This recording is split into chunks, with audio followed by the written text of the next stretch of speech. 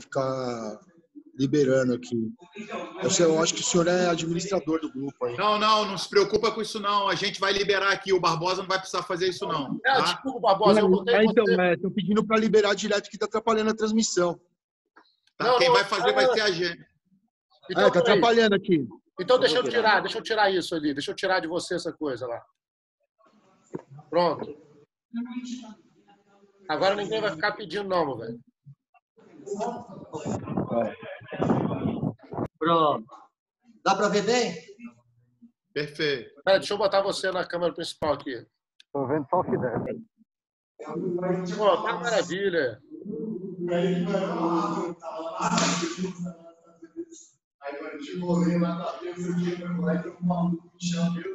Tatame grande, hein?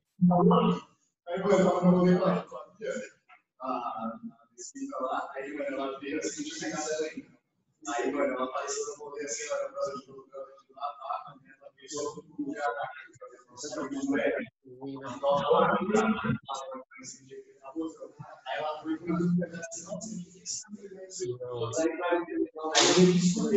Boa tarde, boa tarde. Boa tarde. Eu tenho dinheiro, não sou faixa preta, eu sou campeão de porra nenhuma. O que você quer comigo? É isso que eu quero com você. Boa tarde, mestre Barbosinha. Hoje com novo visual. Rapaz, que porra. Boa tarde, Barbosinha. Ô, Barbosinha, abraço, é o Turquinho. Tranquilo?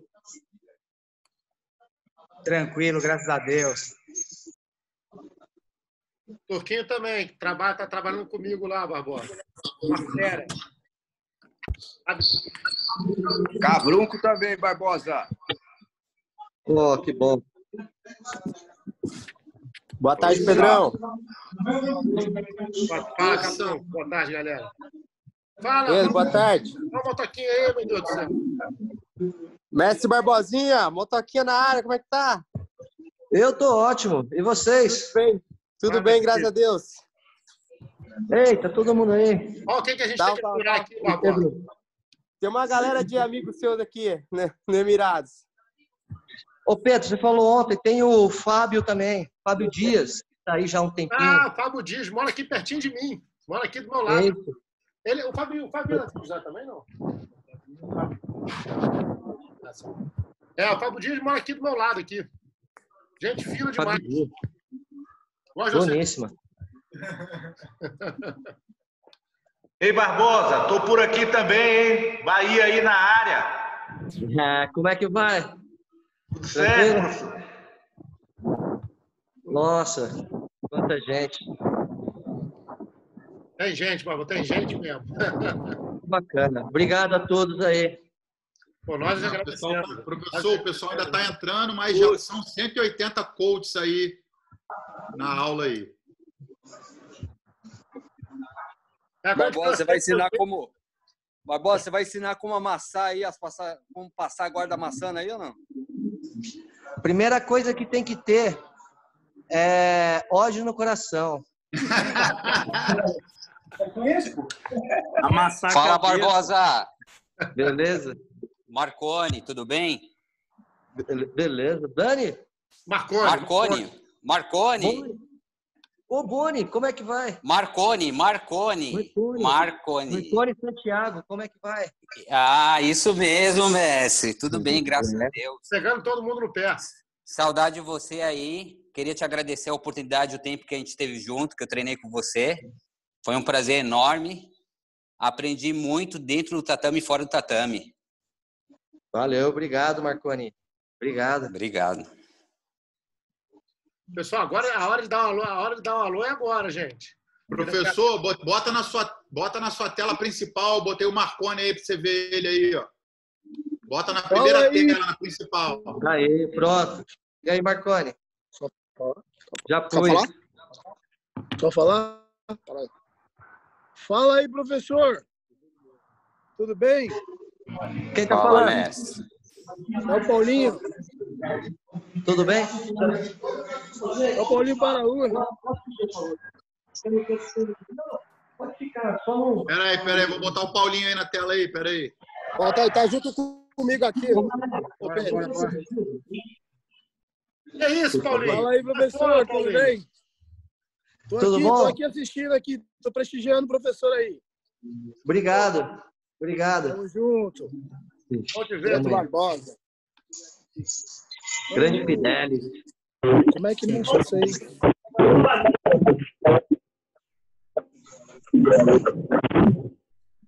Mas não mostrou a foto do Barbosa. Pessoal, quem bota o mundo aí para o barulho, tá atrapalhando.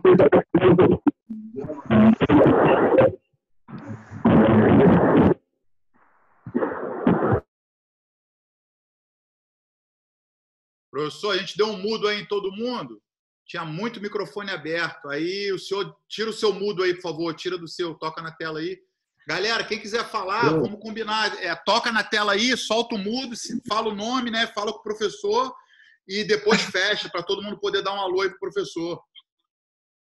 Tá jóia. Barbosa, é o Russo. Como vai? É o Russo, Barbosa. Como vai, Russo? Tudo bem? Como é que tá, meu irmão? Pô, bom te ver aí. Pela tela, mas bom te ver.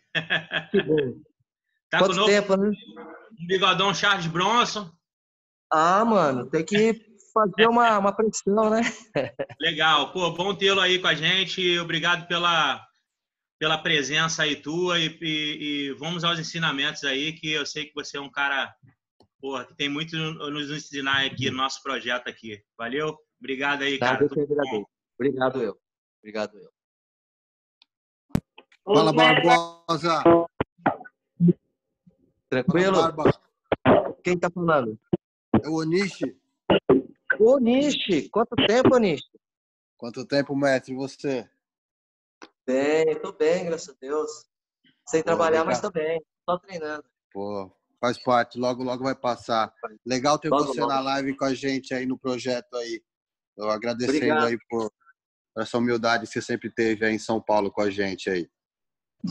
Obrigado, gente. Se cuida aí, mestre. Abraço. Obrigado. Boa tarde, Mestre senhor. Barbosa! Tudo bom? Prazer te ver de novo, meu irmão. Quem fala? Mauro Gomes. Quem? Mauro Gomes. Mauro Gomes, ô louco, quanto tempo? Prazerzão falar com ele. Te ver de novo, brother. Prazer é todo meu, Mauro. Prazer é todo meu. Ó, o Regis. Tudo bem, Regis?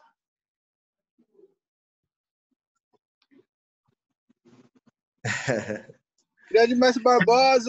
Tudo bem, mestrão? Tudo bem, graças a Deus. Tudo bem. Fabinho, seu aluno de 2012. Fabinho, como é que vai? Aqui eu tô como o Fabão, pô. Entendeu? Como é que você tá, mestrão? Aluno do Nélio Mendes lá da DPM, pô. Lembro, claro que eu lembro. Pô, tudo bem contigo? Tudo bem, graças a Deus. Onde te ver aí, mestrão, porra. Eu que agradeço aí pela atenção. Pô, muito obrigado. Continuo firme e forte com o Marcos Túlio. Você mandou pra ele lá. Por Tamo favor, junto. Continue. E tô aqui com ele. Pô, satisfação Continue. mesmo te ver. Satisfação toda minha. Show de bola. Cadê? Fala, mestrinho. Como vai? O amassador de cabeças. É o Fabinho. Fabinho. Na medida do possível, né, Fabinho? Sempre. Agora tá um pouquinho... Esse clima aí não tá muito favorável, né? Mas já todo mundo tá na pegada de novo. Sei. Já tá todo mundo. Novamente. Pô, legal. Pô. Já passou 260... Quando a gente fala 260, são computadores ligados, né, Barbosa? Porque aqui em casa tem 3. Lá no resto tem 2. Lá o Baraúna tá lá com o Ronaldo. Né, assim, eu acho que passa fácil de 300 pessoas aí assistindo. Aqui no Guto tem 5. No Guto tem 5, né? Aqui tem 4 já. Chá da tarde aqui, chá da tarde. Aí, falei? Chá da tarde. Professor. Ô, Barbosa. Ó, mais um Como aí. vamos? Boa tarde. Badá tá demais, Badá tá tomando todos os chás. Barbosa. Terra do chá. Eu queria perguntar sobre o professor Matheus Sujizak? Sujizak. Matheus Sujizak, sim. Pode perguntar. É sobre aquele livro que você fala nos vídeos. Sim. Sobre professor de educação física, participante. Ele fazia parte do CREF e tem uma parte que você fala que o CREF não ajuda em nada também. Queria saber sobre aí essa opinião sua sobre isso. Ó, na realidade é como a maioria, né? Não vou falar todos, mas como a maioria dos órgãos que regulam as atividades aqui. Eles só servem para arrecadar. Quem teve academia, aqui que nem o Regis, professor de educação física, vários, né? O Fabinho. Quem teve academia sabe que o negócio é arrecadação. Os caras não te dão assistência jurídica, não te dão assistência nenhuma, né? Poucos são os órgãos que realmente trabalham pela categoria. E ainda você fica taxado, né? Você não paga, você não quer pagar um negócio desse que não serve para nada, ainda o teu nome ainda vai para o Serasa. É verdade. A minha esposa paga e não utiliza o ano todo. Então, e sobre esse B9, Barbosa, o significado do B9? O B9? Bom, esse B9, eu tinha uma outra academia com um sócio. E ele era, quem é mais antigo já vai relembrar, era o B com um sol Inca em volta. Separei a sociedade e comprei aqui o espaço que era do Teles, que era 99. E 99, eu vim com um B somente, né? Um B sem nada. Aí, conversando com a minha mulher, ela, o pessoal aí, porque eu comprei de porteira fechada, né? Ele saiu, eu entrei. O pessoal se mudou para San Diego, né? E conversando com a minha esposa, poxa, o pessoal está meio perdido, se sentindo desprotegido, né? O antigo professor deixou meio órfão. Vamos deixar alguma referência da academia antiga. Tem o 9, vamos usar o 9. Tem lá o CR7, tem o R9. Põe B9, né? Põe B9. E o 9, na realidade, significa quase perfeito. Você pode ser bom, mas nunca vai ser 10, nunca vai ser 100. Sempre vai faltar. Eu vejo que é muito forte, Barbosa, quando eu olho essa sigla, que às vezes eu fico pensando em coisa, entendeu? B9. E a gente lembra de jogadores de futebol, lembra de várias coisas. E como o B também é muito forte no meu apelido, meu nome é Marcelo Broa, e eu fiquei assim, curioso. E eu gosto muito de ver a sua didática nos treinamentos, que você passa a semana toda passando um exercício só de passagem de guarda ali, segurando bem. Você chama sempre no educativo. Então, é que eu não dou aula, tem horário de treinamento, né, que é 12:30. Mas eu dou aula para pessoas comuns, né? Eu não posso ficar dando coisas que... Imagina um cara de 30 anos, sedentário, barrigudo. Como é que eu vou dar um exercício que exige uma complexidade motora, né, um pouco mais afinada? É impossível, o cara não vai fazer. E com o tempo o cara se desestimula e acaba saindo, deixando a equipe. Na realidade, eu monto essas aulas em função do que eu venho aprendendo ano a ano, do que eu aprendi com o meu professor, lendo, né, estudando, vendo. E isso daí é uma opinião minha. Eu acho legal, porém eu não adoto aqui dentro, que é você por exemplo, que é a estrutura de muitas equipes. Para faixa azul você tem que saber isso de posição, faixa azul primeiro grau isso, faixa azul segundo grau aquilo. É louvável. Porém, para um sujeito que é sedentário, como eu falei, vamos dar esse exemplo, um sujeito de 30 anos, sedentário, barrigudo, pressão alta, hipertenso, com todas esses agravantes. O cara vai decorar aquilo lá e vai esquecer, porque é uma coisa que ele não vai assimilar. A minha intenção é fazer com que ele realmente aprenda a lidar com o movimento, que ele tenha controle sobre o seu corpo, que ele tenha controle sobre movimentos. E todo mundo sabe isso daí, é sabido, né? A ciência explica e quem está na prática, experimentado. Quando você melhora a sua coordenação motora, você melhora o seu cognitivo. Você melhora geral dentro do seu dia a dia, né? Como lidar com as pessoas. Então, eu adotei esse critério dentro da academia. Enfatizar... Uma outra coisa que eu gosto também de assistir nos seus vídeos, Barbosa, é o educativo da montada, o educativo do birimbolo, que quando você senta ali e você rola para as costas do cara, depois você rola para o outro lado, você volta para frente, depois você faz o parceiro fazer também o mesmo movimento. É um conjunto.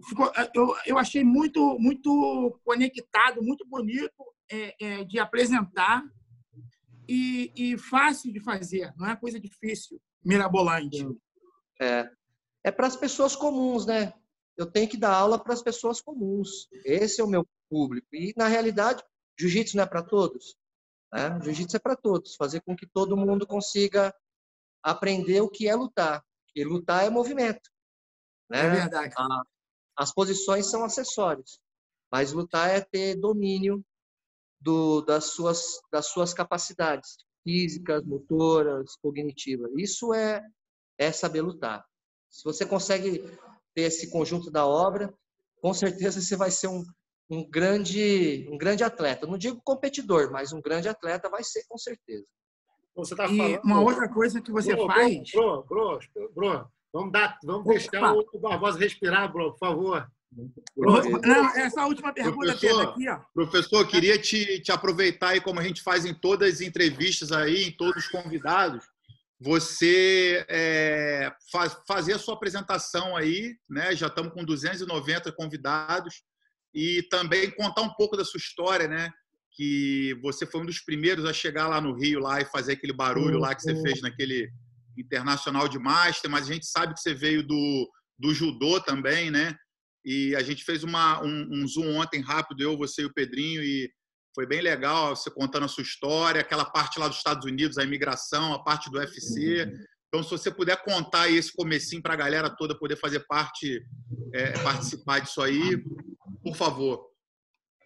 Bom, é sabido de todos que eu vim do judô e quando eu iniciei no judô, fui incentivado, não incentivado pelo meu professor falar, você tem que competir, você tem que competir. Eu fui incentivado pelas atitudes do meu professor, né, em ser um campeão. E o máximo no judô, qual seria? Ser um medalhista olímpico, subir num pódio olímpico. Então, eu tive isso dentro de mim desde que eu comecei a treinar judô sério. Eu queria ser um medalhista olímpico. Né? Não fui, mas eu sei que eu cheguei ali, errei em alguns pontos onde eu deveria ter acertado, mas isso faz parte. Né? Fui seleção brasileira, lutei nos Jogos Pan-Americanos. Desculpa, Barbosa, seu som, a gente não está ouvindo o seu som, mas está ligado o microfone, não sei o que houve.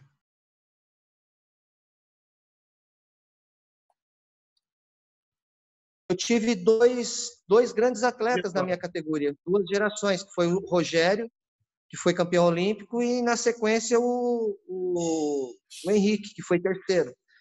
Mas eu estava ali, eu sabia das minhas capacidades, porém não consegui, faz parte.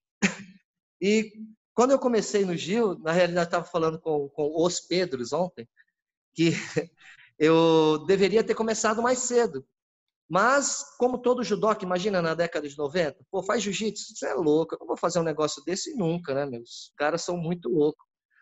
E a primeira vez que eu realmente tive um contato mais próximo com pessoas do jiu-jitsu foi num causo que eu contei dos Pedros. Em 93, eu estava num evento em Colorado Springs, num centro de treinamento lá lindo, maravilhoso.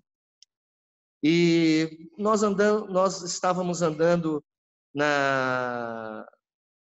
no centro de treinamento, andando, a equipe, uma parte da equipe, e chegou um carioca, todo ali, né, falando que fazia vale tudo, que estava ali para fazer uma adaptação, já estava há um mês ou mais de um mês para fazer a adaptação à altitude, né, que é 2.000 metros, pega mesmo. É alto e seco. Então o gás tem que estar acostumado, senão passa mal. E falou que estava ali para fazer uma adaptação e tal. O cara saiu, quem que é esse cara? Os caras, porra, você não conhece os caras da família Gracie, Jiu-Jitsu? Não, isso daí é o Royce. Que Royce, cara? Eu não sei nem quem é Gracie, eu vou saber quem é Royce. Aí, sei lá, foi uma semana depois o evento, que é em Denver, é colado, né, de Colorado Springs. E, o cara foi campeão, eu falei, eu conheci esse cara lá, olha só como são as coisas. Aí comecei a treinar em 95. Tinham vários atletas que iam treinar no Pinheiros, eu era atleta do Pinheiros, de judô e que faziam Gil. Eu dava aula num projeto, iam alguns atletas de jiu-jitsu. E eu sempre fiz bastante chão. Meu professor, Sensei Macaqueba, sempre deu muita ênfase ao solo. Então eu treinava chão todos os dias. Não tinha as habilidades que um lutador de Gil tinha, mas eu tinha um chão muito forte. E como eu tinha eu já tinha esse histórico de atleta, eu tinha um gás e uma força que para a época, né, hoje é diferente, que para a época eu me destacava dentro do jiu-jitsu. Então eu entrei, já na sequência eu já comecei a ganhar. Eu sabia competir, só tive que me adaptar às regras. Eu não sabia competir, tinha noção de competição, o que era a regra, como levar, né, saber conduzir uma luta.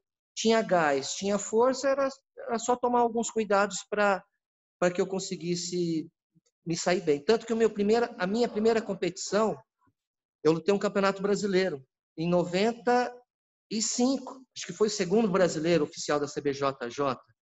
Não sei, Pedro, se você pode me ajudar. Sim, acho que sim. Né? E me jogaram de roxa. Eu fui segundo. Só perdi para o Shaolin a final.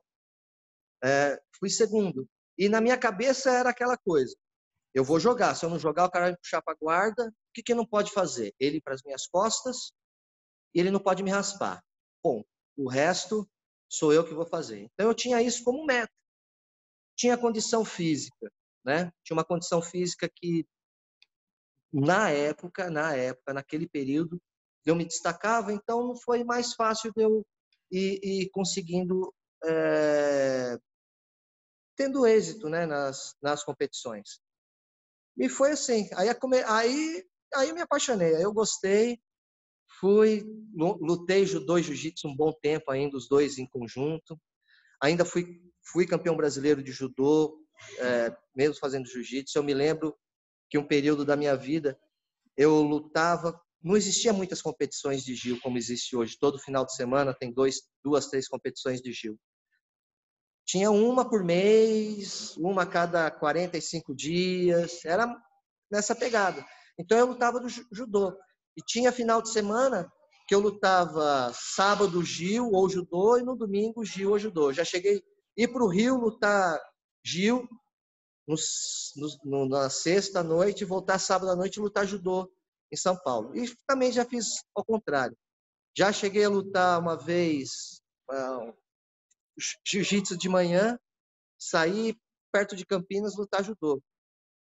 Mas é o que eu gostava, era a minha pegada, era o meu propósito, né?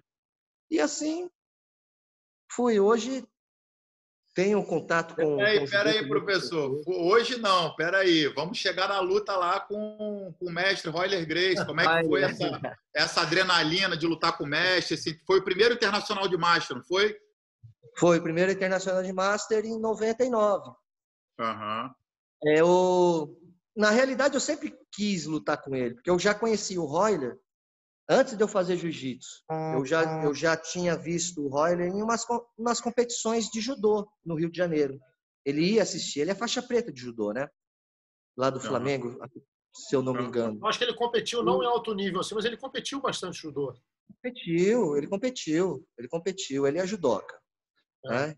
Aí, poxa, você vendo o cara ganhar no Gil, sabendo que ele é judoca também, né? E você sendo competidor da mesma categoria, você fica com aquela, pô, meu, vou lutar com esse cara um dia ainda, né, meu? Quero lutar com esse cara.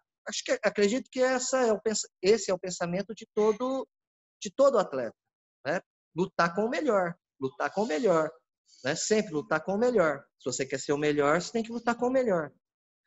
E essa foi a grande oportunidade que eu tive. Nesse mesmo ano, um mês, 2 meses antes, teve o Mundial, que ele foi campeão, que ele fez a final com o Leozinho. Eu fiz a semi com o Léo, perdi com o Leozinho. E a outra semi foi ele com o Léo Santos. Sim, muita polêmica, né? Foi com o Léo Santos. E, poxa, um mês depois eu lutei com ele e ganhei. Mas, para mim, naquele momento, como eu já havia dito, eu tinha uma capacidade física muito forte.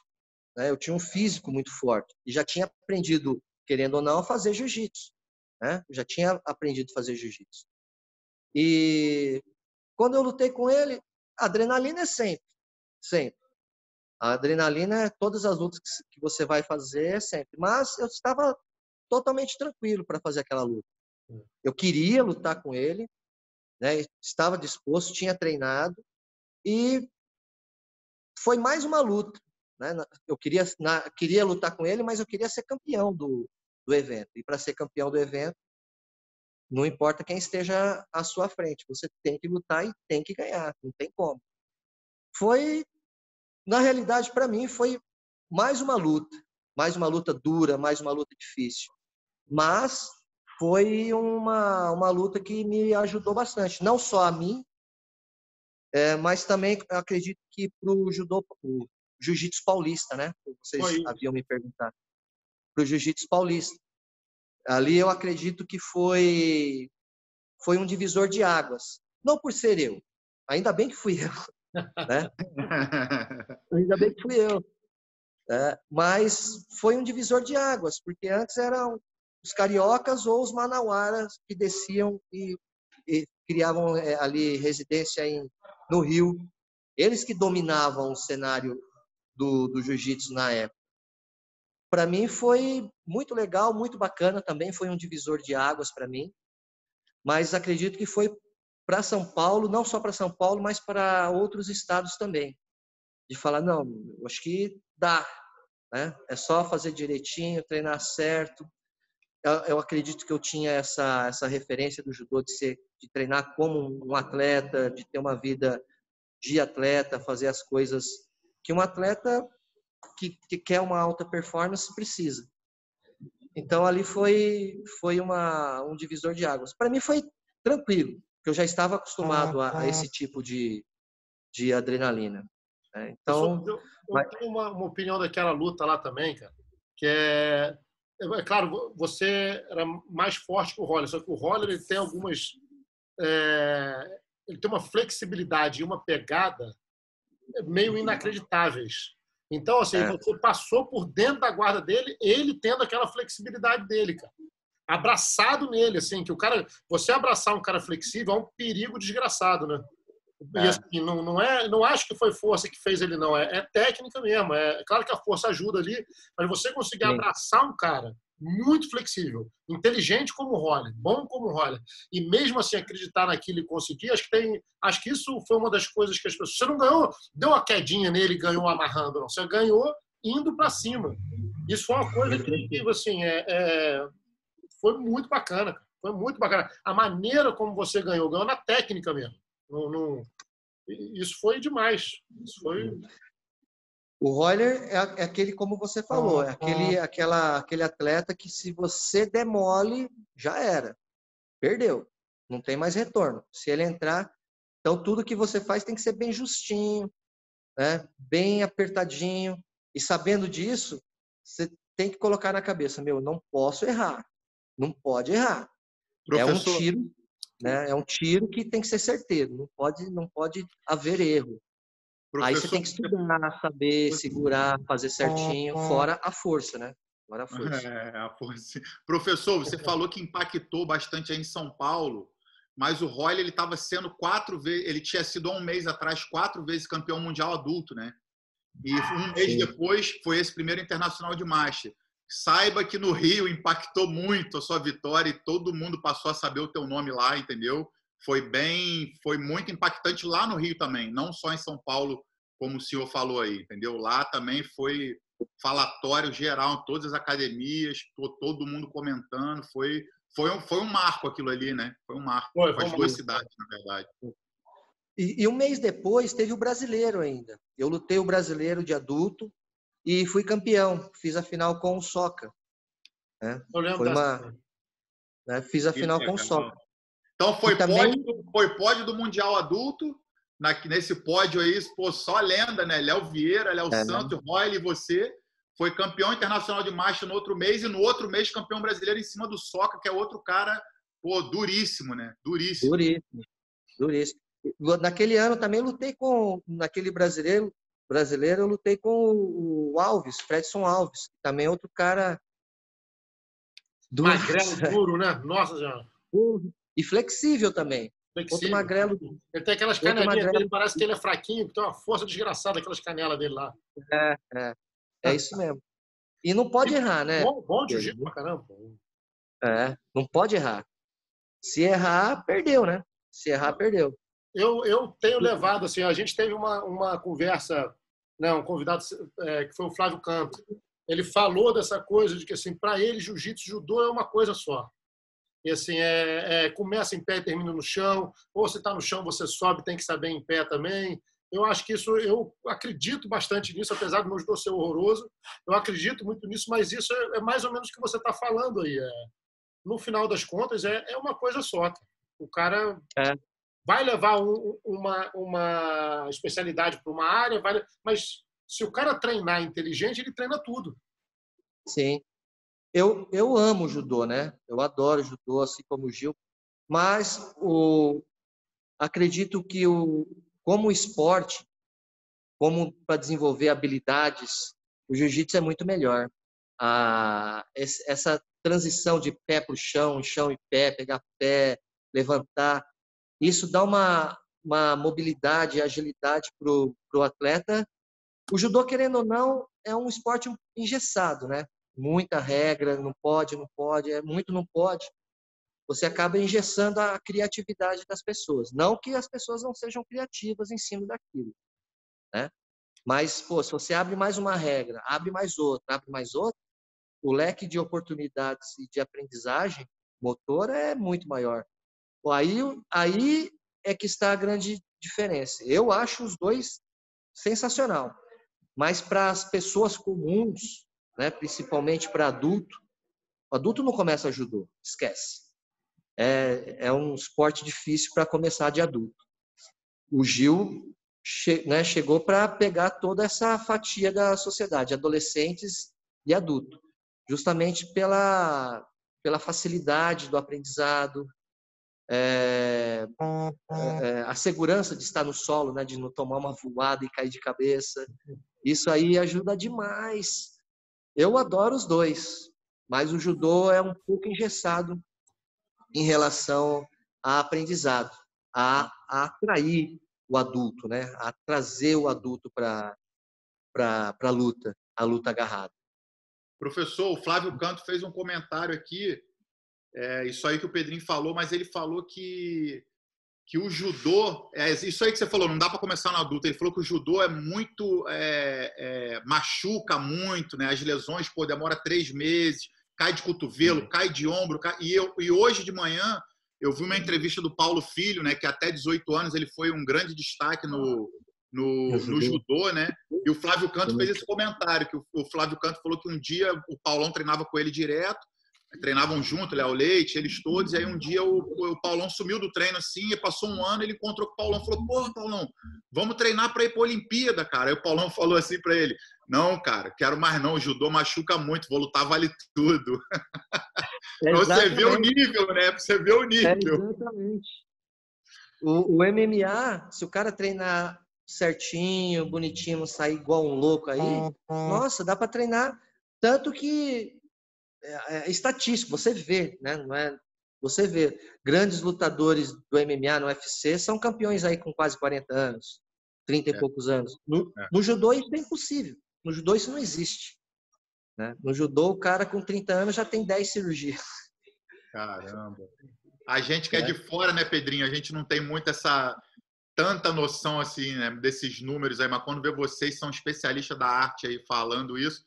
Mas o que todos eles falaram, né? Tanto o Paulão quanto nessa entrevista, quanto o Flávio Canto, que o melhor é você saber os dois, né? Você sabendo os dois, você tá tranquilo para qualquer situação, né? É verdade. Isso é uma realidade. Você sabendo os dois, você tá muito tranquilo, tá numa zona de conforto muito grande, né?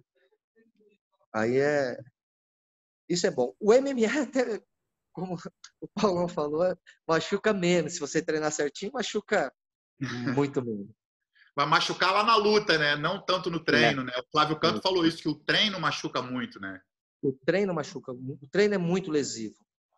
Eu estava vendo outro dia uma live do Rogério Sampaio com o Leandro Guilherme, 2 grandes atletas, 2 medalhistas olímpicos, né? E o Leandro, ele vai tentar ainda essa próxima Olimpíada, mas sei lá, né? Ele tem uma força,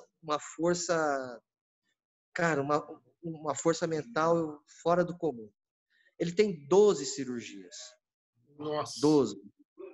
No quadril, na mão, no ombro, no joelho, ele arrebentou o ligamento, arrebentou de novo no mesmo lugar, fez no outro.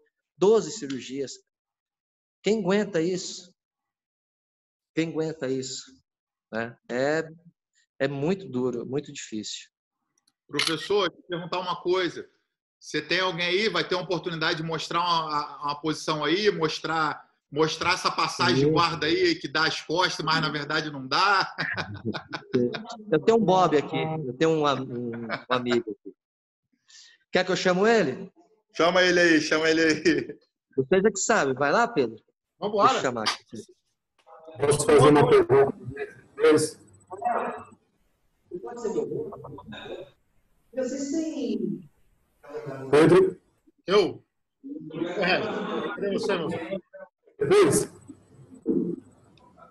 Oi, Regis? Sim. Fala, meu velho. Depois que o mestre estiver aqui, eu queria fazer uma pergunta para ele. Claro, pô. Claro. Não, só assim, para ficar claro esse negócio, o convidado é de todos vocês, cara. Assim, ó, o Bro, ele pegou uma lista de perguntas ali, aí, pô, deixa os outros, deixa ele falar, deixa os outros perguntarem, não tem problema não, é tudo nosso. Gente, é meu amigo Ismael, também faixa preta de judô, faixa preta de Gil, vai dar uma mão aí pra gente. Obrigado, Ismael, valeu, galera. Estamos com, sei lá, 350 pessoas aí assistindo. Eu vou abaixar mais o pedestal aqui para ficar mais fácil.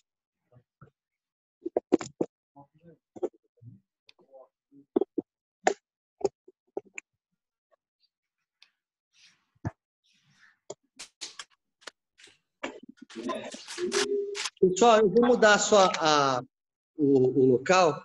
É que a bateria vai acabar. Eu vou colocar o carregador. Aí fica mais fácil. Depois o Regis quer perguntar uma coisa para você, professor. Tá? Quiser perguntar agora? Não, o Regis quer perguntar depois da posição. Ele tá com saudade aqui, cara. Bom, gente, ó, vou explicar um pouquinho da posição. Eu gosto. Imagine uma situação que você se sente extremamente confortável. né? Que você fala assim, nessa posição eu não corro perigo, quer dizer, entre aspas, né? Mas é uma situação que você se sente confortável, mesmo parecendo que é ruim, para mim é uma situação confortável. Justamente porque eu vim do judô e judoca dá muitas costas. Eu fiz algumas adaptações para que eu pudesse, né, progredir em cima daquilo. Então, dar as costas para mim, eu não dou em competição, é emergência. Eu já fiz isso, já cheguei a fazer isso em várias competições. Eu ter que passar, não conseguir passar, eu dar as costas para poder passar, né? E para mim é tranquilo, eu não tenho problema com isso. Então, primeiro, eu tenho que ter essa confiança, né? E essa confiança é o dia a dia, é treinar, fazer, errar, fazer de novo, errar, fazer de novo, para que a posição fique redonda e você fique confiante, como qualquer outra situação.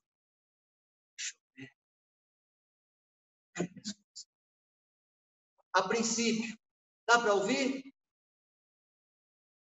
Dá para ouvir? Tá ótimo, perfeito. A princípio, isso daqui. Geralmente, eu trabalho para que o sujeito tenha com essa mão pegar essa lapela. Se ele gosta de fazer o contrário, eu defendo para que ele defendo e caio para o lado, para que ele venha com essa mão. Perdão. Eu defendo esse lado para que ele venha com essa mão. Eu faço de tudo para defender esse lado para que ele venha com essa mão.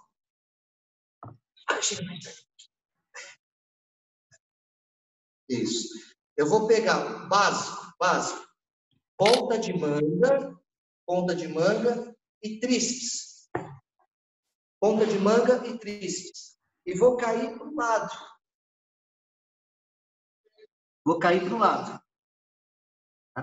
Aqui. Não, tá dando para ver bem, professor. Bem. O ombro do parceiro não pode sair do chão. O ombro tem que ficar colado. O ombro tem que ficar colado no chão. Isso é uma coisa que não dá para negociar. O ombro tem que estar colado no chão. Isso daqui. Trago e ponta de pé. A ponta de pé tem que ser pega dessa forma, na sola, na ponta. Não pode ser nas costas. Tem que ser na ponta. Isso. E daqui eu venho. Por que o ombro tem que ficar colado no chão? Volta para as costas.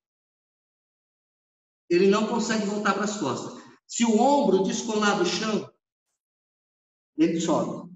Então, o ombro tem que estar colado no chão. E daí, eu vou puxando. Já saio na meia guarda. É uma situação extremamente fácil. Uma coisa que nós temos que nos acostumar é com a pressão. Porque muitas vezes o parceiro vem com o estrangulamento e aperta. Aperta no pescoço, no queixo, no nariz. Ele vai apertar. Algumas vezes, ele vem com mata-leão.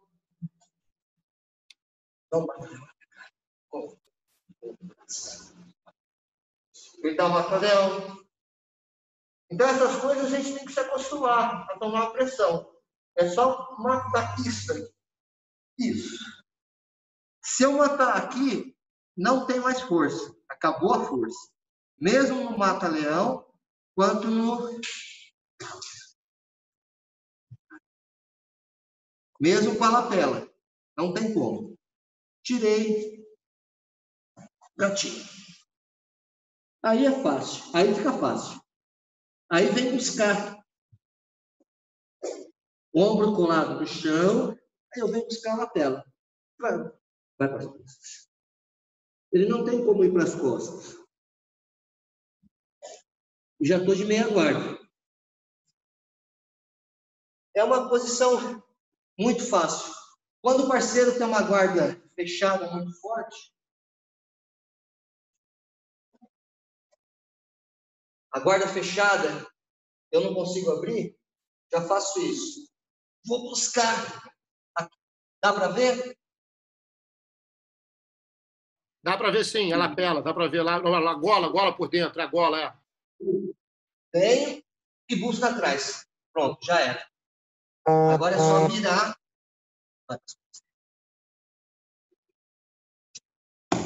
Isso aí, pronto. Agora ele não vai mais para as costas. Não tem mais como.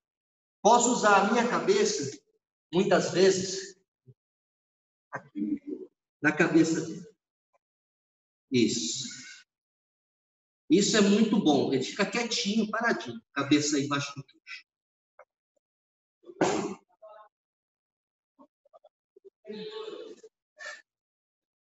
Essa cabeça embaixo do queixo, ela é muito boa, principalmente para quando o parceiro está segurando a lapela, você vai puxar e enfiar a cabeça embaixo do queixo. Ele abre, porque a dor e a pressão é muito grande. Eu pessoalmente adoro, eu sempre uso a cabeça embaixo do queixo. Né? A sensação de dor, de pânico do cara embaixo é boa. A primeira coisa que você falou, não, ódio no coração, né? Ódio no coração. Se não tiver, não vai passar. Ô, mestre Fidelis, eu lembro do Edson chegando na academia depois de ter lutado com você, falando dessa pressão da sua cabeça aí no queixo dele. Ele falou, que filha da puta, passou minha guarda. A cabeça, a pressão da cabeça poxa vida, é essencial. Eu não consigo, e para quem acompanha, eu não ensino passar guarda sem usar a cabeça. Claro que existem situações diferentes, né? Meia guarda invertida, né? Tem outras situações que você vai fazer para passar a guarda, mas sempre. Se eu não uso a cabeça, eu vou usar o ombro, vou usar o cotovelo, vou usar o bíceps, mas a cabeça do parceiro tem que estar no chão. Vem cá.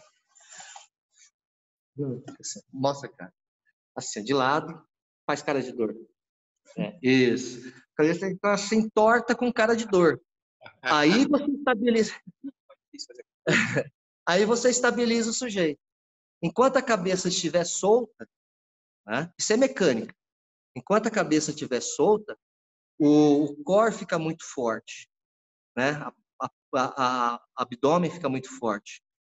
E o abdômen, o core ficando forte, já sabe, né? Para quem gosta de fazer guarda, meia guarda, é terrível. O cara se fecha, balança, joga para cima.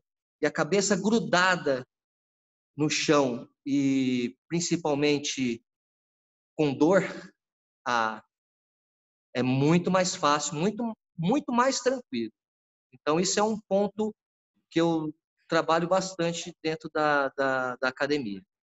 Eu estou passando ali nas imagens, ali tem algumas pessoas fazendo lá.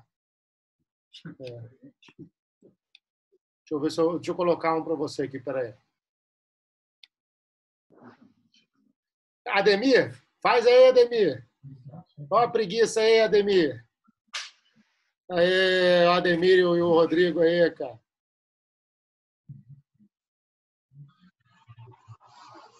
Tem algumas outras pessoas fazendo também, professor. Aqui em casa tem gente fazendo também. Encolhe o pé.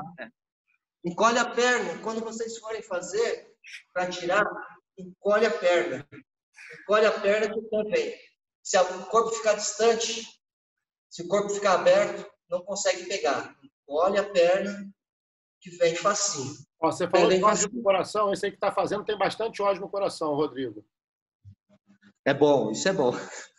Ali, ó, outro com ódio no coração ali, ó, o Regis. Agora ele está sofrendo a posição.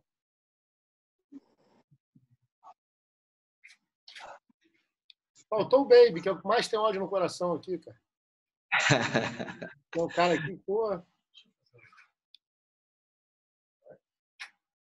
Eu tenho ódio no coração? Jamais. Tava com saudade, só queria te ver. A gente tem que ser bonzinho, mas na hora da luta... Na hora do treino, né? Eu aprendi Pedro, uma coisa... O Pedro tá fazendo... Desculpa. Viu, Pedro? Eu aprendi uma coisa com o meu professor, sem ser um macaqueba, que, pô, ele é japa antigo e tal. Judô não pode tocar pôr estrangulamento na boca, né? Para ele não tinha dessa. No treino, pôs a mão, pode apertar. E você fica, pô, sensei, mas não pode. Não deixa pegar, né? Não deixa pegar. Eu gosto dessa ideia, cara. É uma luta, cara. Pô, não sei, é uma luta, assim, no nível alto, né? Para nível amador, não, mas no nível alto, competidor, faixa preta, bate na boca mesmo. Sim. E uma coisa que ele falava sempre, ele sempre falou e sempre nos orientou a isso. Você quer respeitar o seu adversário? Bate nele. Sem machucar, claro. É verdade. Dentro da regra. Você quer respeitar teu parceiro? Bate nele. Bate nele. Se você fizer ao contrário, você está desrespeitando o seu parceiro. Né? Você não está fazendo o que tem que ser feito. E isso a gente está falando, como você já disse anteriormente, em alto nível. Você vai lutar com aluno, né, com pessoas que não têm a sua capacidade, é outra coisa. É uma outra pegada, é uma outra conversa. Mas com atletas, com alto nível, não tem, isso daí não pode ser. Tudo dentro da regra, fazendo o que tem que ser feito. E quer respeitar o seu parceiro, bate nele. Não deixa. Bate nele.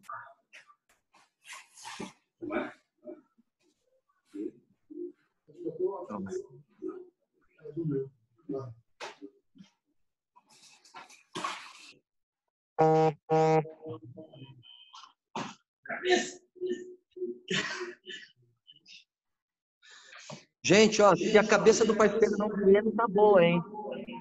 Tem que apertar.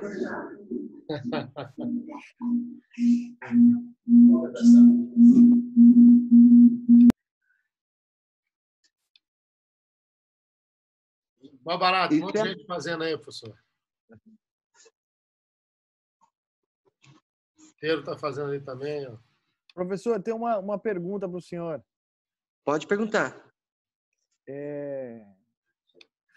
A gente que é lá de São Paulo é muito fã do jiu-jitsu do Barbosa mesmo. Pô, não tem o que falar.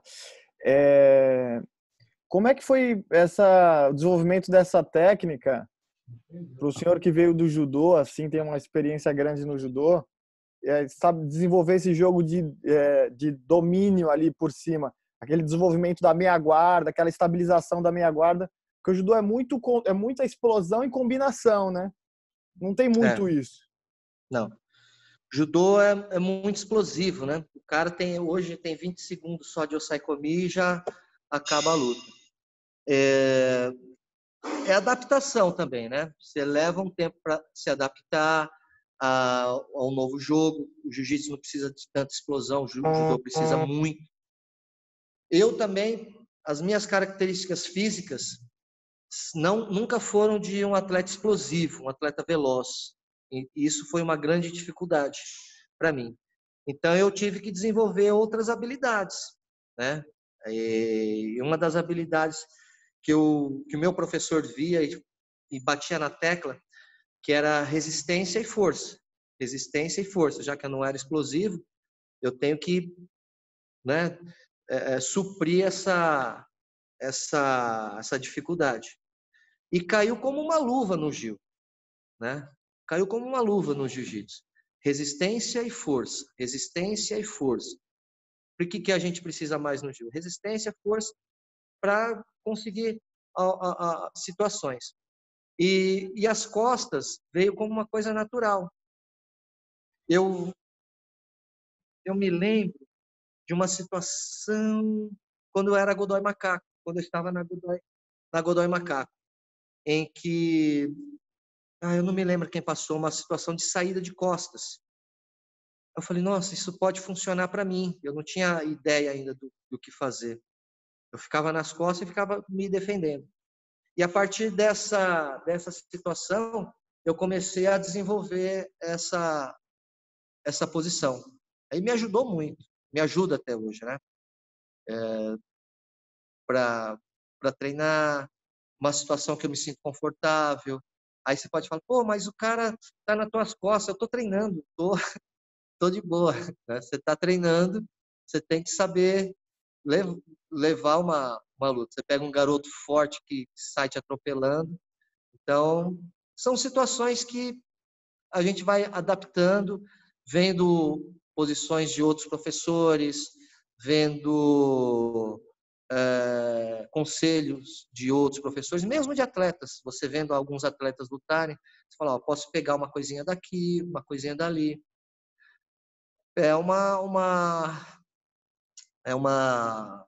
São detalhes que vão te ajudando. Uma coisa que me ajudou muito, que me ajudou demais, eu arbitrei bastante no final da década de 90, na virada ali do milênio, em 2000, eu arbitrei muito os eventos da CBJJ. Não tinha nem a IBJJ ainda. Eu arbitrei muito os eventos da CBJJ. Por que eu arbitrei muito? Porque eu queria aprender mais jiu-jitsu. Né? Eu queria aprender jiu-jitsu. E não tinha a disponibilidade de acesso que nós temos hoje. Era aquelas fitas gigantescas VHS que aparecia uma aí, né? Neguinho não dava porque não pode, né? Tinha essas coisas. Né? Então era difícil de chegar situações novas, detalhes novos. Aí eu falei, eu preciso aprender, eu estou dando aula, preciso passar conteúdo bom para os meus alunos. A melhor forma de aprender, né, na época, vou arbitrar. Eu engendrei. Na época, o Álvaro também já estava né, firme e forte. Comecei a arbitrar os eventos da confederação. Tanto que eu arbitrei, teve um mundial que eu arbitrei a final do absoluto de marrom, de preta. Bom, de preto são 10 categorias com absoluto. Dessas 10, acho que eu arbitrei 7 finais. Né? Por que eu arbitrei tanto? Porque eu era o único que não era carioca. Eu era de São Paulo. Aí eu lutava Gracie Barra e Aliança. Nova União, Gracie Barra. Né? Tinha essa rixa. Pô, quem que vai arbitrar? O fulano não dá porque tem amigos lá é da mesma equipe, tem amigos, então não pode. Barbosa vai arbitrar. Então eu aprendi bastante aí, eu peguei bastante. Eu olhar, você está do lado, né? Você abaixa, vê onde o cara está pegando, o que dá certo. E você consegue todos esses detalhes. Isso me ajudou muito a formar uma sequência de situações, detalhes. E eu aprendia e já na segunda-feira chegava na academia e pegava os alunos, eu aprendi isso na competição, vamos aí, vamos fazer. Mas tudo meio sem formato, eu via e passava, né? Com o tempo eu fui aprendendo mais como aplicar a metodologia de ensino, como desmembrar determinadas situações. E com o tempo a gente vai aprendendo. Mas na época era isso daí. Eu vi os caras fazendo, estava do lado, né? Parou! Você manda parar, puxa para o meio, você fala, o cara está segurando assim, assim, assim, assado. Vai, combate. Mestre, tem uma pergunta. Álvaro Bombadilla, como é que tá? Tudo bem, Barbazinho? Ô, Bombadilla, como é que vai? Tudo bem, graças a Deus. É um prazer estar contigo aqui. Mestrão, por que você parou de arbitrar além de excelente atleta? Sempre foi um excelente árbitro. Arbitrou luta minha de marrom 99, fui terceiro, fui bronze lá. Se você lembra, parecia Flamengo e Vasco, você puniu o atleta. Puniu, ele perdeu, achou que ele ganhou, né? E aí mudou, virou o jogo, eu ganhei a luta, parecia um caos ali na arquibancada de tudo. Então, muito legal. Por que você parou de arbitrar, mestrão? Você sempre estava vindo arbitrando e tal? Conta pra gente. Justamente por isso. Eu cheguei... Desculpa, né? Arbitrei bastante, aprendi bastante.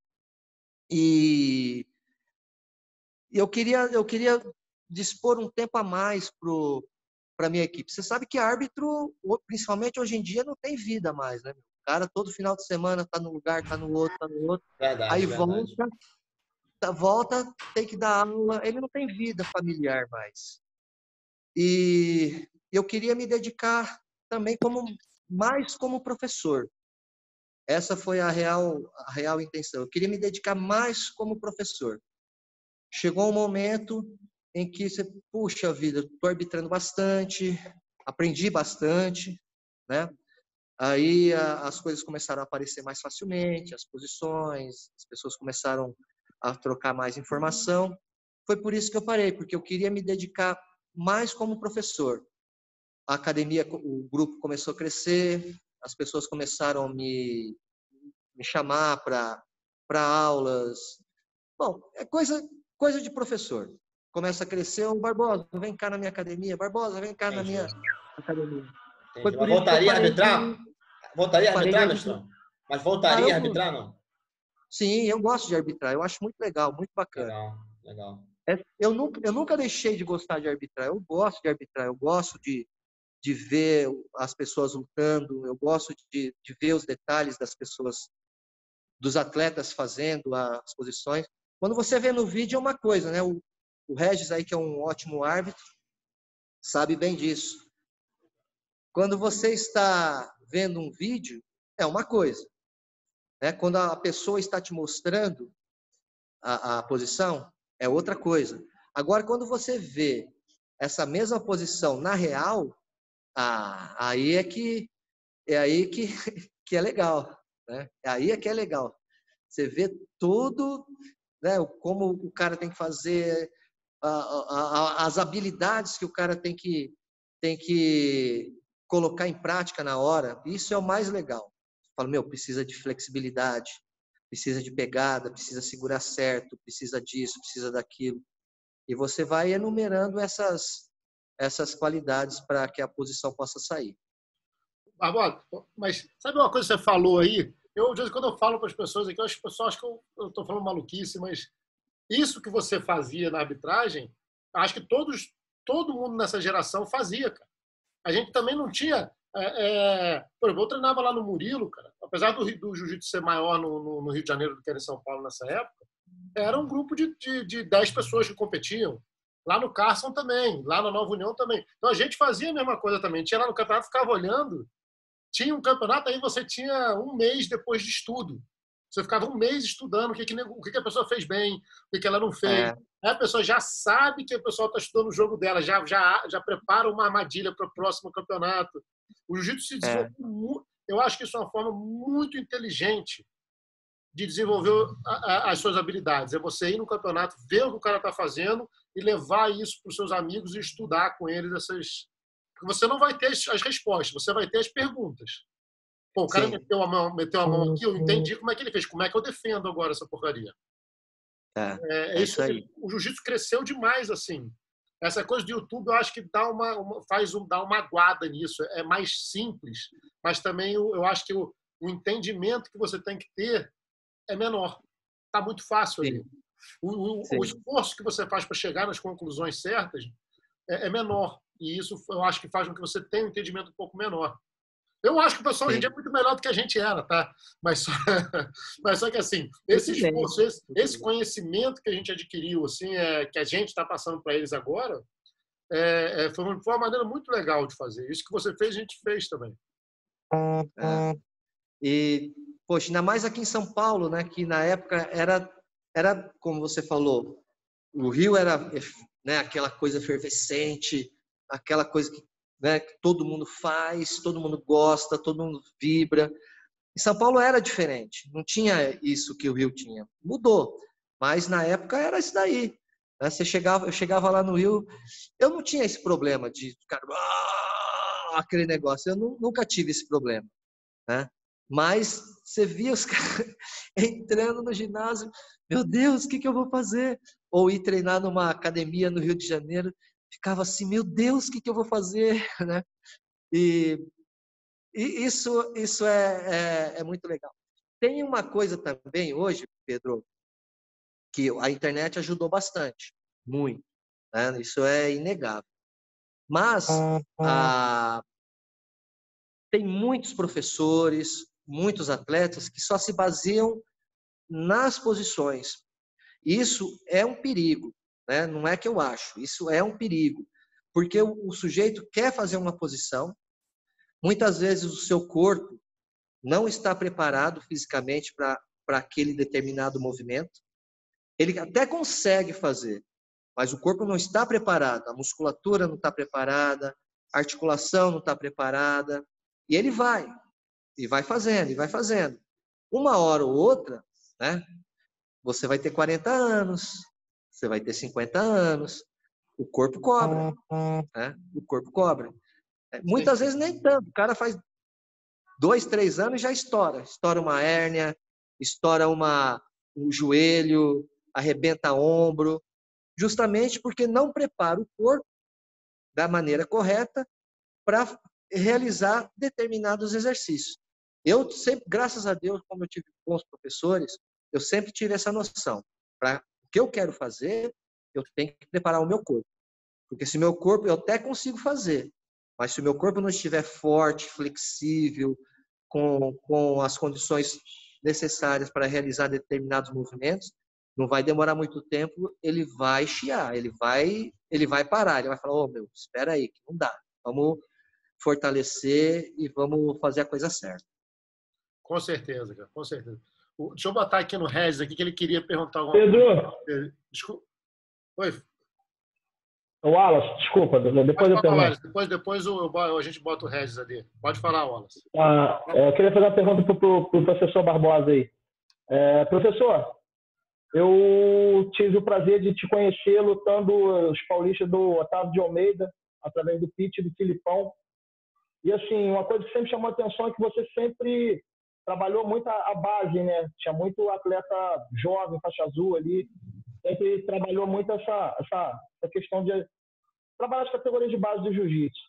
E hoje, a gente vê isso muito acontecer. As pessoas vão nas academias e pegam os talentos e contratam os atletas e tomam. Qual é a lição que você tirou disso? De você, às vezes, você trabalhar um atleta, construir um campeão, e aí vem um cara e bota grana e leva o seu campeão. E outra pergunta, você como judoca, a gente sabendo que o judô é um esporte totalmente disciplinado, como é que você trabalha essa questão da disciplina dentro do jiu-jitsu na sua academia?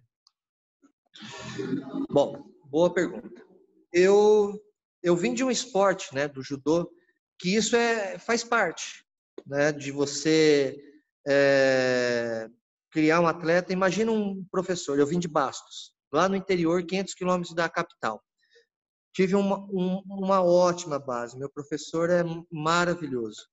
É duro, é um treino desgastante, mas bom. Se você sair de lá, você pode treinar em qualquer lugar.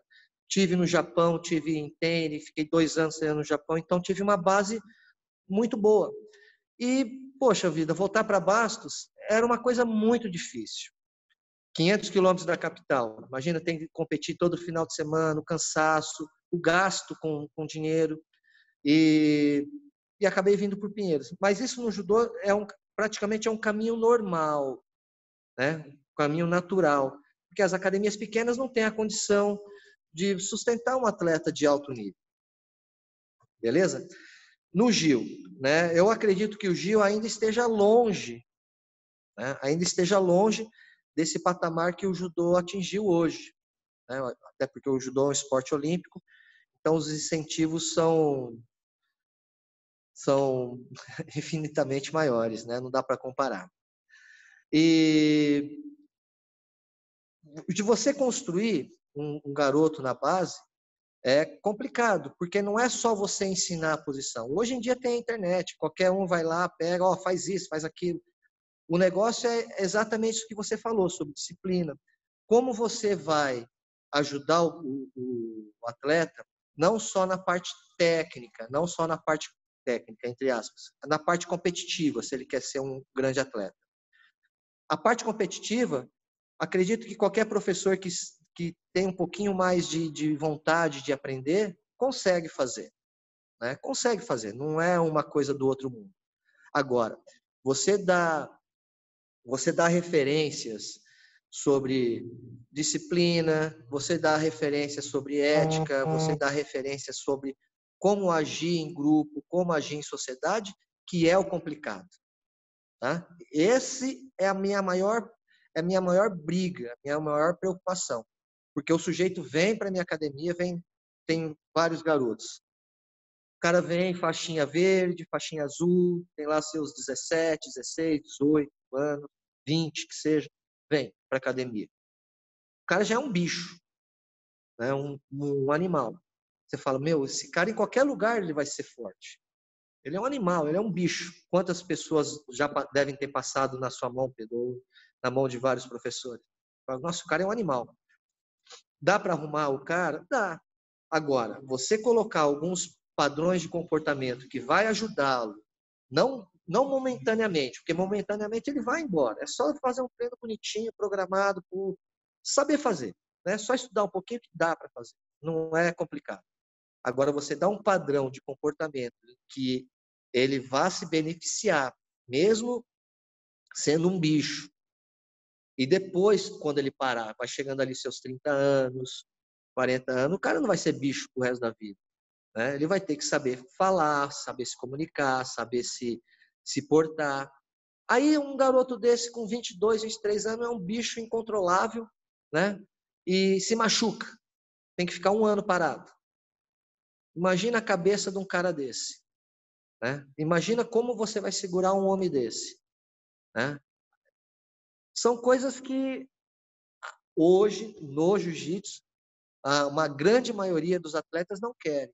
Eles querem somente o resultado em competição. Né? Somente o resultado em competição. É louvável, mas o jiu-jitsu não é só isso. Né? Quem está no mundo da luta sabe muito bem, principalmente quem vai ficando mais velho. Sabe muito bem que não é bem isso. Né? O resultado... Os valores da arte marcial, né? Ela vem como consequência de vários fatores. E um dos fatores é exatamente isso. Né? Principalmente trabalhar com verdades. Né? Principalmente trabalhar com verdades. Do técnico poder chegar e falar, você tem que fazer isso, isso, isso. Você não pode fazer isso que eu estou falando para você. Aí a internet ajuda, mas atrapalha. Né? Ela ajuda, mas atrapalha. O cara que não tem esse discernimento, ele vai se influenciar por um atleta fudido aí que ganha tudo e é um mau elemento. Um atleta que não tem boas raízes em relação a procedimentos de relacionamento. E é muito importante. Vocês estão vivendo aí, vocês sabem disso, que como é importante saber conviver em grupo e saber conviver com pessoas de outra cultura, né? Isso é primordial. Passaram vários atletas aqui, bons que se mantiveram, mas a maioria que passa não consegue assimilar isso daí. Você tem que fazer isso, você não pode. Ah, Barbosa, não estou bem, não estou feliz. Não está feliz, fazer o quê? Eu não posso criar só bicho. Né? Dá para dar condições, até condições financeiras. Vou te arrumar a viagem, vou te arrumar a inscrição, vou te arrumar patrocinador, mas tem que fazer isso. O cara quer tudo, mas não quer a disciplina. O cara quer tudo, mas não quer a disciplina. Aí não dá, é o pacote completo. Tem que ter isso, mais a disciplina. Né? Então, muitas vezes, a maioria das vezes você perde, porque vem o outro, te dou isso, isso, isso, beleza. Pode ir. E não pega no pé para ser uma pessoa. Não pede para estudar, isso eu acho um absurdo. Chega um garoto de 15, 16 anos que não acabou o colégio. Você vai falar, mano, você tem que acabar de estudar.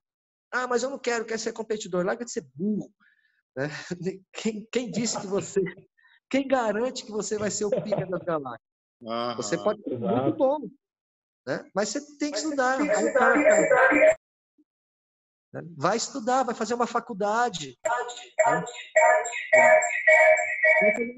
A faculdade vai te dar uma outra visão do que é treino. Ah, mas eu quero só treinar. Dá para treinar E dá para estudar. Os atletas olímpicos nos Estados Unidos, todo mundo sabe disso. Os caras não são olímpicos se eles não tiverem uma faculdade. O Japão é assim, né? Na Europa é assim. Se você não é atleta olímpico, se você não tem uma faculdade. Né? Mesmo que você faça meia sola, mas você faz. Né? E estão em alto nível. Né? Isso é muito importante. A maioria das vezes, o atleta não quer ouvir isso. Ele quer fazer o que ele quer. Ponto. Se o cara não tem disciplina para estudar e treinar, o cara não tem disciplina para ser atleta. Não é? Exato. Muito legal, professor. Muito legal esse feedback aí, muito legal. Obrigado, professor. Mestre Barbosa, Ô, mestre. Diga. Fala pra gente, qual foi o último campeonato brasileiro que você lutou? O último campeonato brasileiro? Isso. E quantas lutas? Eu lutei o ano passado de Master. Depois de muitos anos que eu não lutava, eu fiz 6 lutas entre peso e absoluto. Né? Qual o tempo total de luta, de todas as lutas juntas? Foi uma luta que eu fiz inteira. Deve ter dado 2 lutas e pouquinho. Foi bom, eu estava bem. Tá matando de galinho, né, cara? Sem vergonha, rapaz. Mas a principal é essa. Explica para todo mundo como funciona o que vai começar semana que vem, o Kangeiko. O Kangeiko, boa. Não, o Kangeiko, acho que muitos já sabem o que é o Kangeiko, né? É aquele treino tradicional que tem no Japão dependendo de onde você faz, de uma semana, dependendo de um mês. De um mês é terrível. No inverno, com neve, é tenebroso. Às 5 horas da manhã E nós fazíamos já em Bastos, né? Eu sempre fiz Kangeiko. E trouxe isso daí para os meus alunos, para eles terem uma experiência do que é... e por incrível que pareça, hein? Os atletas de competição não fazem. Eles não fazem. Quem faz são as pessoas comuns.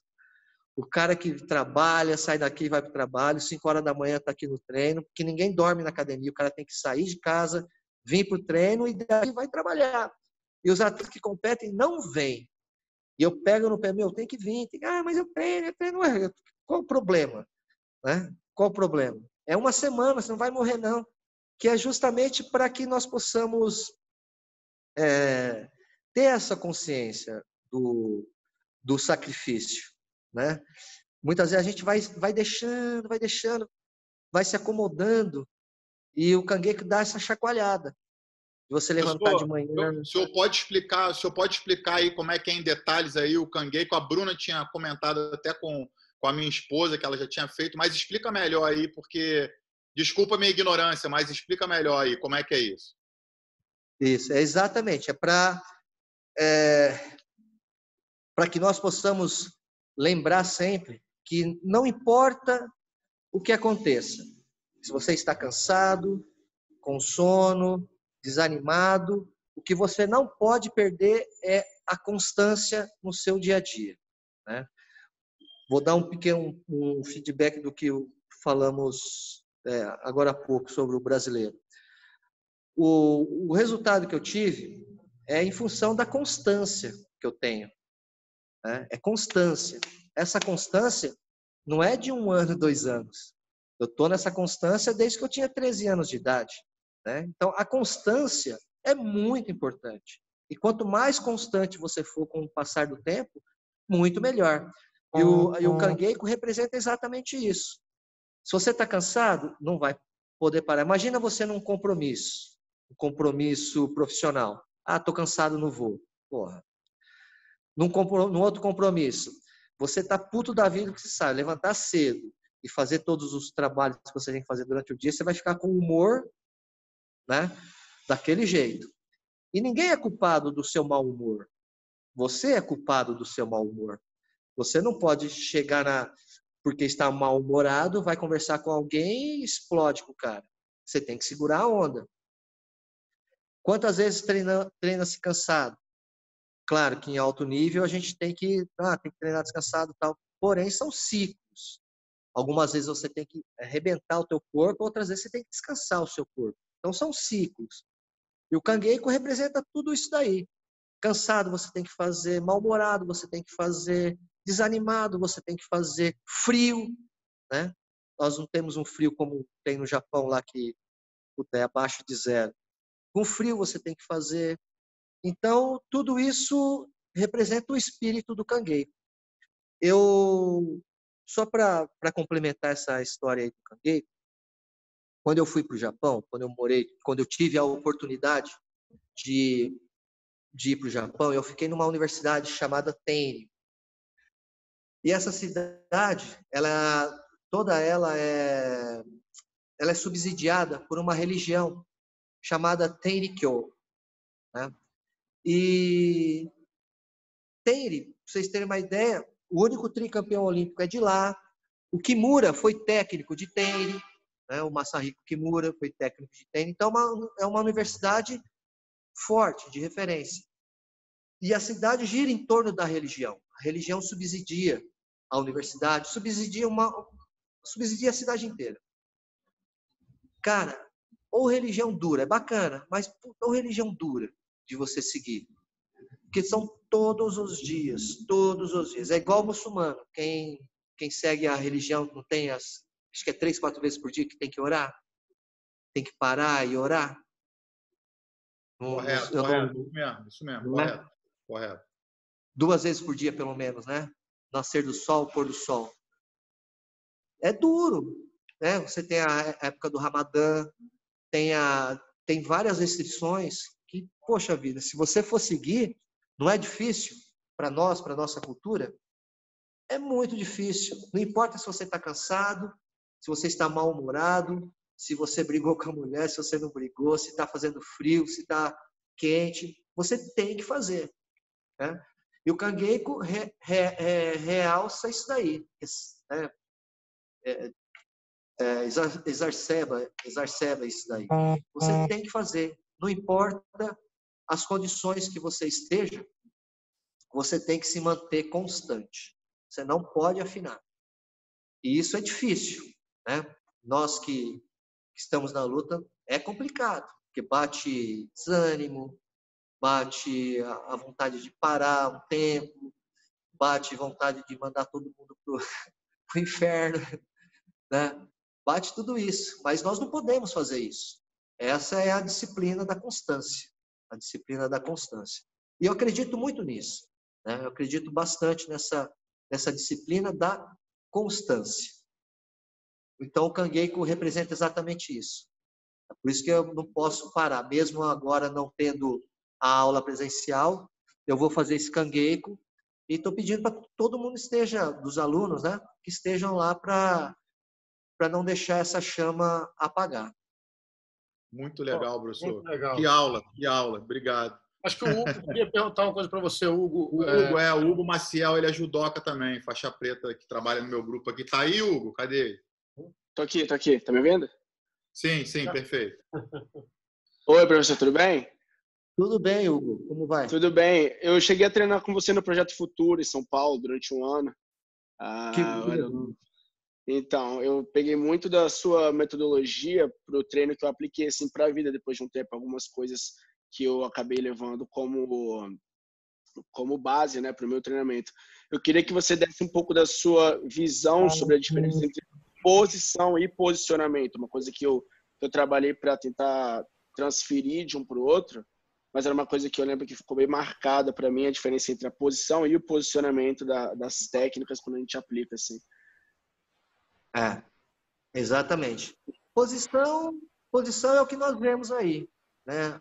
Aprendemos de um professor, aprendemos de um atleta, aprendemos de um amigo, aprendemos do YouTube. Agora, o posicionamento é que é o problema, né? Que é só com o tempo. É muito estudo, é você pegar uma situação base e repetir, errar, fazer de novo, não desistir. Você, né, com certeza, você sabe bem disso. Eu queria, quando eu era garoto, eu queria desenvolver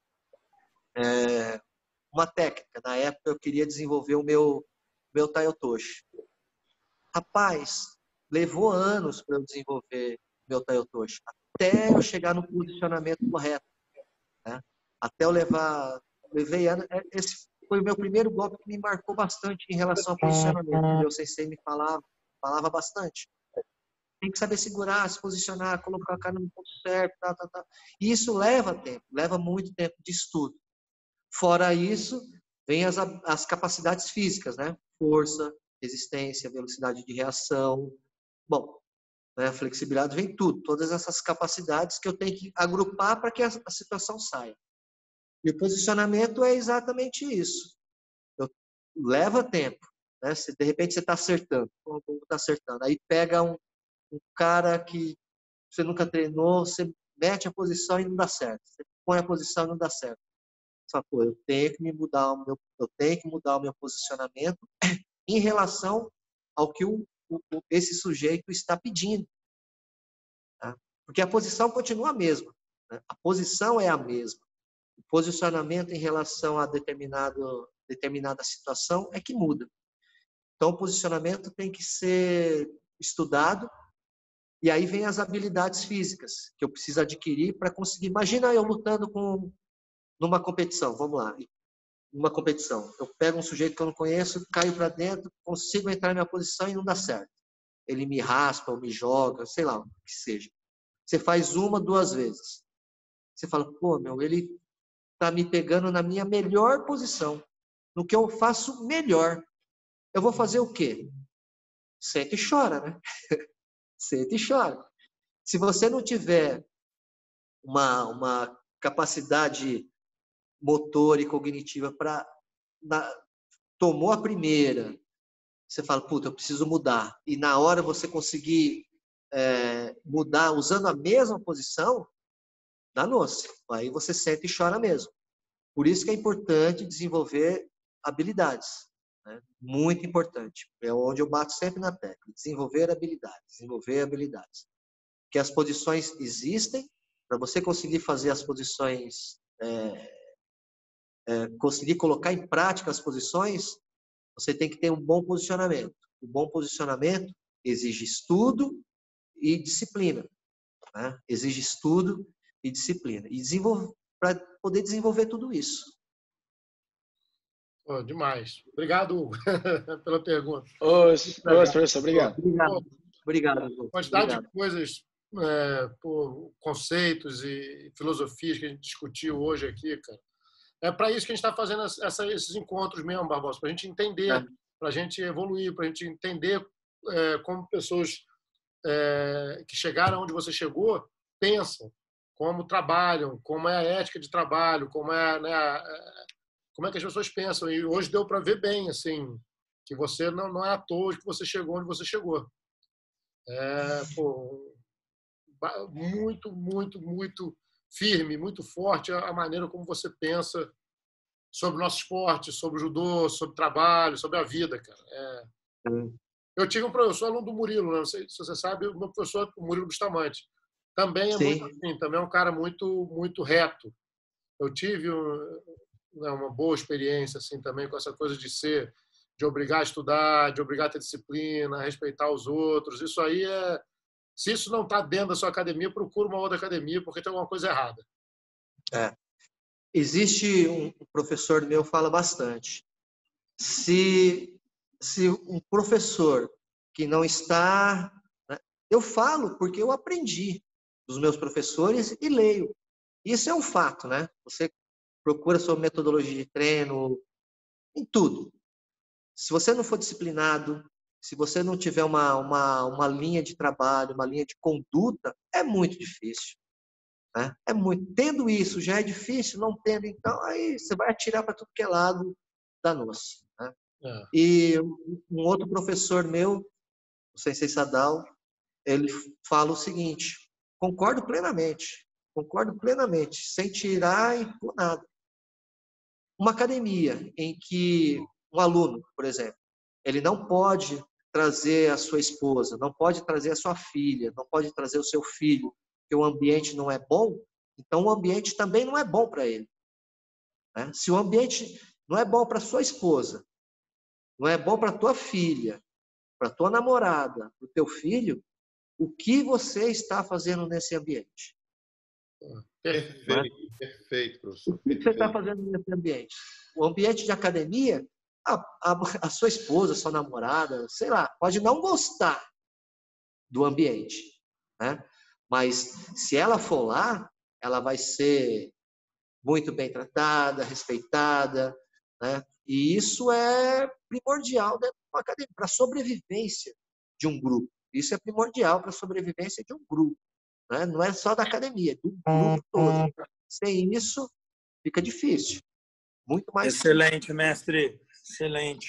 Ô, Barbosa, você poderia falar aí alguns nomes de destaque que foram seus alunos aí, como o Thiago, Cícero Costa, que foram aí umas pedras no meu sapato aí, que sempre chegava ali nas finais ali, que era guerra. Sempre guerra. Eu tive grandes alunos, né? São esforçados. Esses caras são exemplos de esforço. O Cícero, ele saiu tudo, mas o exemplo de esforço dele, ele veio lá de Pernambuco, semi-analfabeto para cá. Não quis estudar, né? Partiu para o lado dele, mas não quis estudar. Mas é um entre muitos aí que consegue se destacar. O Thiago já foi mais esperto. Ele veio da periferia mesmo. Se formou, fez faculdade, tudo por causa do jiu-jitsu, né? Hoje, ele tem uma vida bacana, legal, tudo em função do jiu-jitsu e do esforço que ele imprimiu aí. Né? Tem o Murilo, adoro o Murilo, apesar do Murilo não ter... Fera braba. Grandes resultados em competição, mas o cara é excepcional. Eu fiz uma final do Campeonato Brasileiro de adulto absoluto com o Murilo. O senhor estava fazendo o corner dele ali. Eu não consegui me mexer. E na época eu era mais pesado que o Murilo. Foi uma é brabo mesmo. O senhor também arbitrou uma luta minha também contra o Eduardo Teles, que foi uma das melhores lutas que eu já fiz também. Foi o senhor que arbitrou. Foi uma luta minha que a gente fez. Foi até num trial da Abu Dhabi. Errei muito ou não? Não, fez certo, até porque eu ganhei a luta e ele reclamou demais e você manteve ali, né? Mesmo o Teles era um cara que tinha um nome, né? Tem um nome ainda, e ele botou uma pressão em você e você não cedeu de jeito nenhum. Foi muito legal. Então, eu tenho a Luana, a própria Luana, ela saiu faixa preta daqui. Verdade, a Luana. Qual Luana, professor? Qual Luana? A Luana Alzugir. Aham, ela trabalhou aqui, ficou um tempo aqui também. Tem a Luana. Tem o Pingo. Tem o Leandrinho. O Leandrinho é aluno do Cícero, né? Mas ele vivia na academia. Né? Os Miau também, os Miau foram o seu também. Os Miau, eu que trouxe eles de Palmital. Eles são de Palmital, eu que trouxe eles para cá. Né? Tem o Augusto Ferrari, apesar dele... Duro também, fera braba. Sim. Né? Tem outros atletas que eu gosto muito, que não tem tanto destaque, mas são excelentes, né? Excelentes atletas. Não esquece do Leandro. Eu vou dizer porque o Leandro fala. Então não é segredo para ninguém e não é fofoca. Cara, eu não sei hoje, né? Que as coisas mudam. O Murilo está mais velho, né? Tá chegando aí batendo os 40 anos daqui a pouco. O Leandrinho está no 28, 29 anos, o Leandrinho deve ter. Por aí, né? 30 anos, vai, no máximo. Então a idade pega, né? Não tem jeito. O tempo é terrível. O tempo é terrível também. Mas até um tempo atrás, no treino, deu ver do Leandrinho fazer 10 minutos e não fazer nada como o Murilo. Não fazer nada. Não, é verdade. Sério. Ele fala isso, o Leandro fala isso. É verdade mesmo, Barbosa. Eu vi. Pra você ter uma ideia, na outra academia, antes de eu vir pra cá, Barbosa. É sim. Parece... Ele é brabo mesmo, ele é brabo. Eu arbitrei uma luta dele com Com o André Galvão. Ele bateu no André Galvão. Sim. Ele é terrível. Ele não compete muito bem. A cabeça dele não funciona tão bem para lutar. Agora, para treinar... vocês viram, o Kina. O Kina já ganhou do Murilo em competição. Mas o Kina foi treinar lá no Murilo, ficou lá na Unity um tempo. E ele colocou que nunca tinha treinado com um cara tão forte. O Kina escreveu, né? O Saint-Pierre, o Jorge Saint-Pierre, também escreveu sobre isso. Contratou o Murilo uma vez para ficar de professor, de coach dele de chão. Porque o Murilo, para treinar, cara, ele é embaçado. O cara bate mesmo. E que história é essa que ele passou uma noite inteira, um dia inteiro treinando o Barbosa? Sim, foi. Ele fez uma ação beneficente lá em Washington. Acho que foram 12 horas, uma coisa assim, 12 horas de luta. 10 ou 12 anos. O pessoal do ADCC ele é famoso, porque o pessoal fica correndo dele lá, ninguém quer ficar no quarto com ele. Que quando ele chega no quarto, a primeira coisa que ele faz, ele empurra as camas e faz um ringue no meio do quarto do hotel. Ninguém quer ficar com ele lá. Para treinar. Já fiz isso com ele. Mestre Barbosa? É terrível. Só um negócio com o senhor. Meu nome é Aldinei. Tudo bem, Aldinei? Eu queria dar os parabéns ao senhor. Infelizmente, eu nunca tive a oportunidade de conhecer o senhor pessoalmente, porque eu sou do interior do Rio de Janeiro. Mas, assim, pelo tempo que eu treino jiu-jitsu, eu sei que o senhor é muito mais sábio do que muitos professores e do que a mim mesmo. Mas eu percebo que o senhor tem uma filosofia, através do jiu-jitsu, que o senhor está conseguindo se tornar o mestre no papel e o mestre disciplinador no tatame. E isso aí que muitos faixa preta têm que aceitar, que existe, no meu ponto de vista, 3 tipos de faixa preta. Aquele que é o quebra-osso, aquele que ensina o A, E, O, U, e o terceiro cujo qual se enquadra. Um verdadeiro mestre que sabe apaziguar esse quebrador de ossos e lapidar o A, E, O, U dessa pessoa. Foi o Wallace, também meu conterrâneo de Teresópolis, a gente tem a mesma linha de pensamento, que às vezes, só porque o cara ele é campeão mundial, 10 vezes campeão brasileiro, e esse casca grossa de academia, às vezes não é muito reconhecido, porque ele só é apenas um lutador de tatame do município ou do bairro. Primeiro, obrigado pelo elogio, obrigado. Mas é isso daí mesmo. Eu acredito, mais uma vez, sempre vou estar ressaltando, eu aprendi isso. Eu aprendi isso. E como eu aprendi a ouvir dos meus professores, a gente tem que também procurar, pesquisar e saber a causa, o fundamento das coisas, das situações. E eu acredito que isso seja a obrigação de um professor.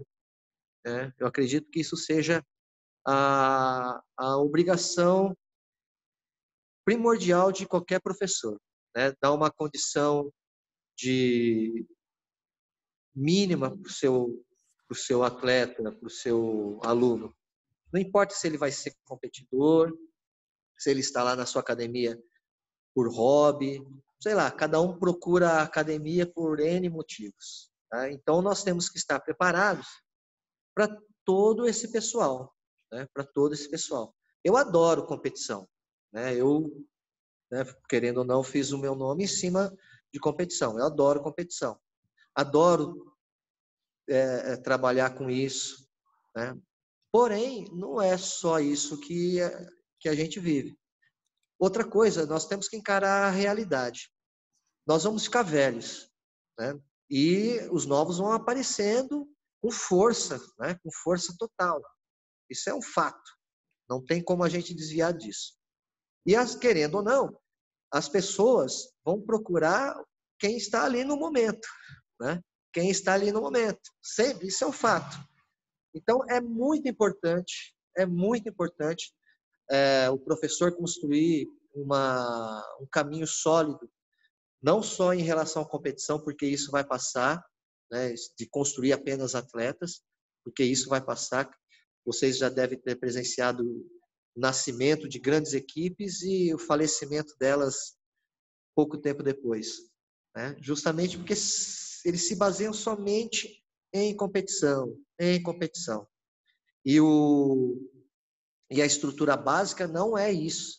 A estrutura básica é dar condição para que as pessoas sejam felizes no que estão fazendo. Se o cara procura você porque gosta de você, beleza, dá um treino bacana. Se gosta de fazer atividade, se gosta de fazer uma luta, se quer competir, nós temos que estar preparados para tudo isso. É difícil, é uma missão árdua e complicada, né? E é só o tempo também que vai te dar a experiência, te dar a condição.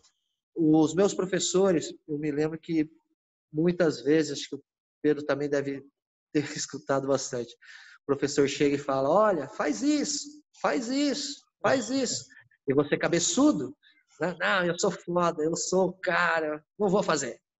Aí passa o tempo, você fala, puta que pariu, por que eu não fiz o que meu professor me pediu? Eu teria economizado tempo, né? Que é o pior. Eu teria economizado tempo. Se eu tivesse ouvido o meu professor, se eu tivesse ouvido conselhos dele. Mas isso é com o tempo, né? Por isso que é importante o professor estar preparado para tudo. Difícil, mas não temos outro caminho. É isso daí mesmo. Obrigadão, professor. Muito obrigado. Muito obrigado. Pô, Barbosa, assim, difícil, assim, não tem nem como agradecer esse tempo que você doou para a gente, passando para a gente tudo que você levou uma vida inteira para aprender. Pô, muito obrigado, meu velho. Assim, que mensagem maneira, assim. E acho que a gente está precisando disso nesse momento, né? Todo mundo. Todo mundo. Todo mundo. A gente, aqui, assim, a gente continua com emprego, continua recebendo, mas mesmo assim é um momento de incerteza. A gente tem família no Brasil, né? A gente tem um futuro para pensar também, né? A gente tem que... Muito obrigado mesmo, meu velho. Muito obrigado mesmo. Pô, eu que agradeço. Sem palavras aí. Muito obrigado mesmo, hein? Mas eu posso pedir uma coisa que a gente começou a pedir até, na verdade, ontem alguém fez, a gente não estava cumprimentando. Não estava Vamos fazer, professor? Moça! Vamos lá. Você puxa. É uma honra, pô. Gente, muito obrigado. Rapaz, o negócio foi embora, hein? Quase uma hora, viu? Vou fazer de joelhos aqui. Pode ser? Claro. Vamos lá? Vamos. Aqui eu quero. Nossa. Boa, Barbosa. Obrigado, mestre. Obrigado, professor. Obrigado, gente. Obrigado, mestre. Valeu, Barbosa. Obrigado. Boa sorte. Valeu. Estamos aí. Obrigado, cheio de filho teu aqui, morrendo de saudade. O Regis vai chorar agora, coitado. Pedro, tirou a foto, Pedro? Tirei a foto. Obrigado. Até uma foto. Sempre. Força, mestre. Muito obrigado, cara. Obrigado. Obrigado, mestre Barbosa. Obrigado, mestre. Gente, firme forte aí, hein? Sem desanimar. Vem para cá dar um seminário, mestre. Porque quem trabalha técnico, o futuro é promissor. Consistência. Amém. Consistência. Valeu, gente. Obrigado. Obrigado. Tá com Deus.